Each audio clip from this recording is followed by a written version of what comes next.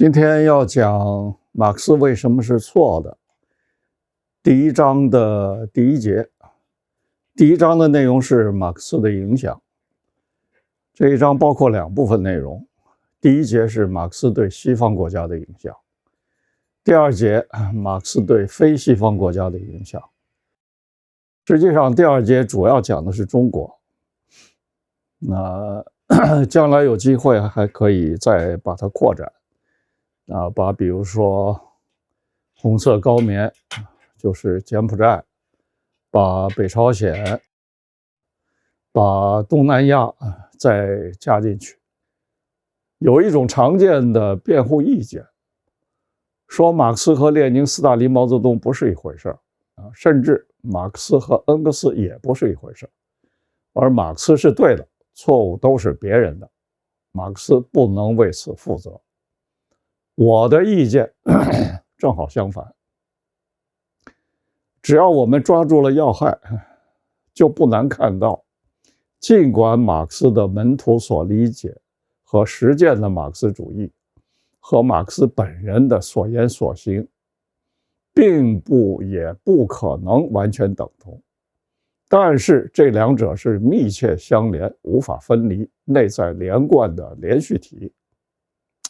打个比方，就好比病毒的传播，病毒在传播过程中为了适应环境不断的变异，不变异就不能生存。但是不管怎么变异，病毒还是那个病毒，没有变成益生菌，更不会变成线虫或者蜗牛。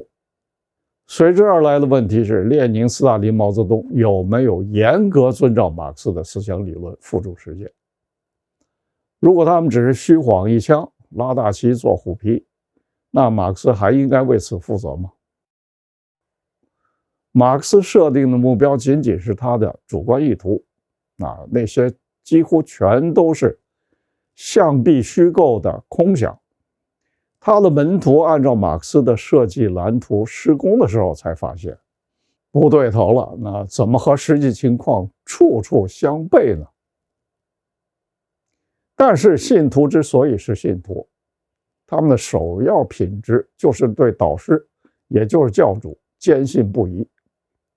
因此这些信徒必定要把双脚硬塞进这双不合脚的鞋。这个消足适理的过程，马克思主义者的自我辩护词就叫做：马克思主义不是将死的教条，要随时代的进步而向前发展，而发展的结果就是百家争鸣，百花齐放，或者说是乱七八糟，莫衷一是。随您怎么评价？马克思主义的各流派把自己的修正全都美其名曰发展，而其他流派他们的发展就贬低为修正。事实上没有一个流派不修正，因为不修正就没法生存。这就像前面举的这个例子一样，病毒不变异就没法生存。不同流派的差异仅仅在于往什么方向修正。列宁是往左修正，伯恩斯坦考茨基第二国际是往右修正。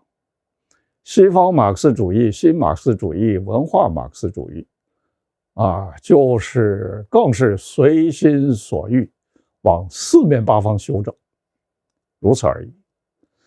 虽然从科学理性的角度来评判的话，马克思的理想完全是虚妄的白日梦，但马克思主义者绝不认为它是白日梦。相反，这个白日梦实实在在的成为鼓舞他们从事革命造反的精神原子弹。马克思的自己的话叫批判的武器。无论如何，这些后果和马克思脱不了干系。马克思终其一生始终都在毫不妥协地鼓吹暴力，煽动仇恨，赞美斗争，主张专政，从来不担心这些血腥残暴的手段会不会导致坏结果。他对这种可能产生的坏结果毫无良心负担。无论是不是事与愿违，马克思就是这样促成了一个又一个惨不忍闻的人间地狱。至于说到本质，那就要提到科学和逻辑了。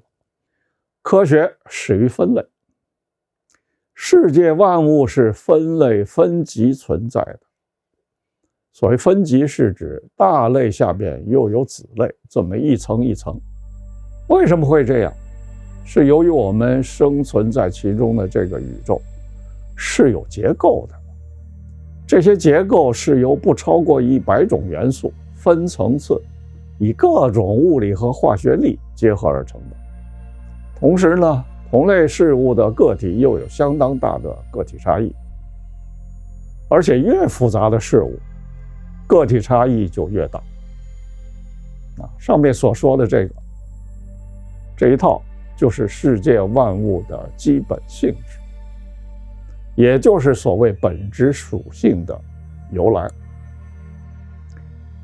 那事物的本质属性反映在这个事物的概念上，那就是按照属加种差或者叫类加种差定义法所定义的这个事物的种差。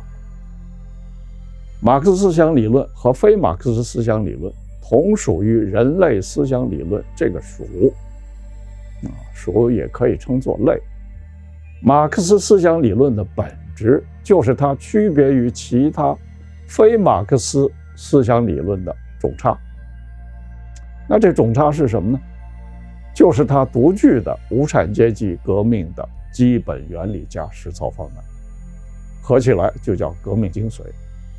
马克思思想理论当中和非马克思思想理论相同的成分，比方说被西方马克思主义广为引用的1844年经济学哲学手稿，以这部手稿为代表的青年马克思比如像第二国际修正主义妥协让步的晚年恩格斯，都不能算是马克思思想理论的本质。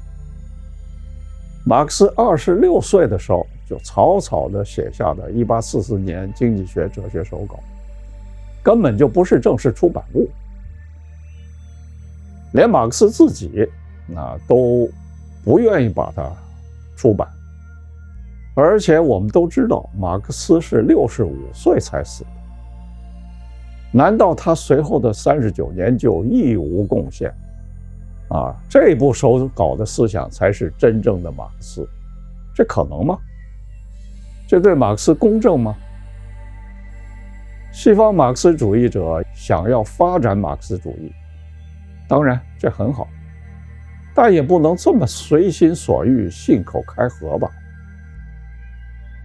我这么强调马克思的影响，强调马克思是如何改造了世界的，恰恰是遵照了马克思本人特别重视的一个基本观点。所有马克思主义者都没有办法否认的观点。他说，历来的哲学家都是在用各种方法解释世界，而问题在于改造世界。这个论断就被称为马克思主义的实践性和革命性。马克思主义者认为这是哲学史上一项了不起的成就。那请问那些无视这马克思主义实践后果的马克思主义者，那你们是不是严重了背离了马克思的原意呢？然后下面我就请大家随我一起对马克思的实际影响做一番概览，同时也借此重温一遍尽可能剔除了官方意识形态扭曲之后的中西方的近代史。